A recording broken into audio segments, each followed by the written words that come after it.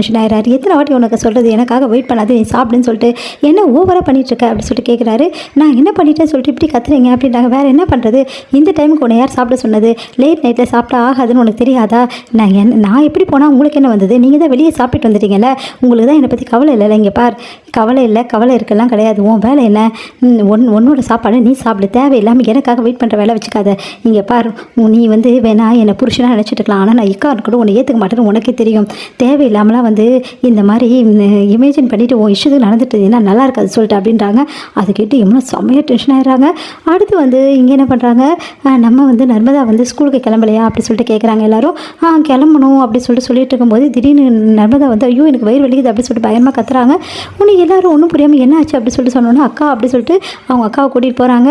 அப்போ எல்லாருக்கிட்டையுமே சொல்கிறாங்க விஷயத்தை, இந்த மாதிரி நர்மதா பெரிய மனுஷன் ஆகிட்டா அப்படின்னு சொல்லிட்டு கங்கா சொல்கிறாங்க. அதை கேட்டு அவங்க அம்மாவுக்கு அப்படியே அழறாங்க. ஏமா அழற அப்படின்னோடனே ஒன்றும் இல்லடிம்மா, இது அழ வேண்டிய விஷயமா, சந்தோஷப்பட வேண்டிய விஷயமா, இதுக்கு போய் அழுதுட்டுருக்க அப்படின்னு சொல்லிட்டு ரெண்டு பேருமே சொல்கிறாங்க.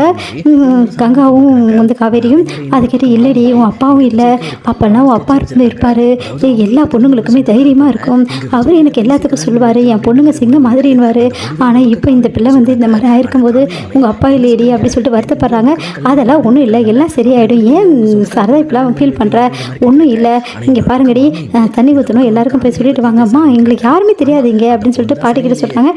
சரி மாமி இருக்காங்களே அவங்கக்கிட்ட போய் பேசி நிறைய பேர் கூட்டிகிட்டு வாங்க, நம்ம தண்ணி ஊற்றிட்டு அதுக்கப்புறம் ஆக வேண்டிய வேலையை பார்க்கலாம் அப்படின்னு சொன்னோன்னே எனக்கு ஒன்றுமே புரியல, ஒரு பதட்டமாக இருக்குடின்னு சாரதா சொல்கிறாங்க.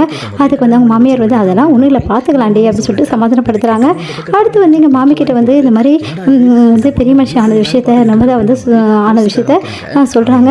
கங்காவும் காவேரியும் அதை கேட்டு மாமி ரொம்ப சந்தோஷப்படுறாங்க.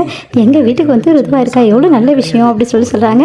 அந்த குட்டி பொண்ணா அப்படின்னு ஆமாம் அப்படின்னு சொன்னோன்னே எவ்வளோ பெரிய மனுஷன் ஆகிட்டா அப்படின்னு சொல்லிட்டு சந்தோஷப்படுறாங்க. சரி ஒன்றும் பிரச்சனை இல்லைம்மா, எல்லாமே நல்லபடி பார்த்துக்கலாம், எங்கள் ஆளுங்கெல்லாம் கூப்பிட்டு வரேன், இங்கே இருக்கிற ஆளுங்களே வச்சு நம்ம ஊற்றிடுவோம். சரி அவங்க அத்தைக்கு சொல்லி அனுப்பிச்சிட்டிங்களா அப்படின்னோடனே இல்லை ஒன்றும் சொல்லலை, முதல்ல சொல்லுங்கள், ஃபஸ்ட்டு தண்ணி அவங்க தானே ஊற்றணும், அதுதானே முறை அப்படின்னோடனே இப்போவே என் வீட்டுக்கார்ட்ட சொல்லி அனுப்பிச்சிடுறாங்க அப்படி சொல்கிறாங்க.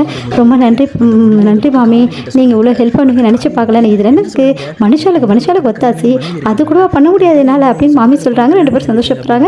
அடுத்து இது எல்லாத்தையும் கேட்டுட்டு இருக்க நம்ம விஜய் வராரு. என்ன மாமி ஏதோ பேசிட்டு போகிறாங்க, ஒன்றும் புரியலையே, என்ன சந்தோஷமான விஷயம் அப்படின்னோடனே வேற ஒன்றும் இல்லை, அந்த குட்டி பொண்ணு இருக்காளே அவள் பெரிய மனுஷன் ஆகிட்டா அப்படின்னா அப்படியா நர்மதாவா அப்படின்னோடனே உனக்கும் அந்த பொண்ணு தெரியும் மாமி அப்படின்றாங்க. பரவாயில்லையே, கொஞ்ச நாளே உங்கள் ஃபேமிலியெல்லாம் தெரிஞ்சு வச்சுருக்கேன் நீ. சரி மாமி இதுக்கு என்னென்ன பண்ணணும், என்ன பண்ணுவா, அந்த பொண்ணுக்கு சடங்கு வைப்பா, அதுக்கப்புறம் மாமா முறை யார் இருக்கோ அவங்க சீரெலாம் வைப்பாங்க. ஓ இதில் இப்படி ஒன்று இருக்கா, ஜமாச்சிடுவோம் அப்படி சொல்லிட்டு சந்தோஷமாக போகிறாரு. இங்கே காவேரி வேலையாக இருக்காங்க. விஜய் கூப்பிட்றாரு. காவேரி கேட்டால் காவேரி இங்கே வா ஏன் அப்படின்னு சொல்லிட்டு என்ன விஷயம் அப்படின்னோடனே நான் ஒரு மாமா என்கிட்ட சொல்ல மாட்டேங்க எல்லா விஷயத்தையும் அப்படின்னோடனே தெரிஞ்சிச்சு அவங்களுக்கு. மாமி சொல்லிட்டு அதனை பார்த்தேன், முதல்ல மாமி உங்ககிட்ட சொல்லிடுவாளே எல்லாத்தையும், அதுக்கப்புறம் தானே நாங்களே சொல்ல முடியும். அந்த மாமி ரொம்ப ஓவராக தான் போயிட்டுருக்காங்க, இதெல்லாம் நல்லதுக்கு இல்லை அப்படின்னோடனே உடனே ஏன் காவேரி இப்படி டென்ஷன் ஆகிற, இதில் என்ன தப்பு இருக்குது என்கிட்ட சொன்னதில்லை அப்படின்ட்டாங்க. நீ இதான் சொல்ல மாட்டேங்கிற, கண்டுக்க மாட்டேங்கிற புருஷனை அப்படின்றாங்க.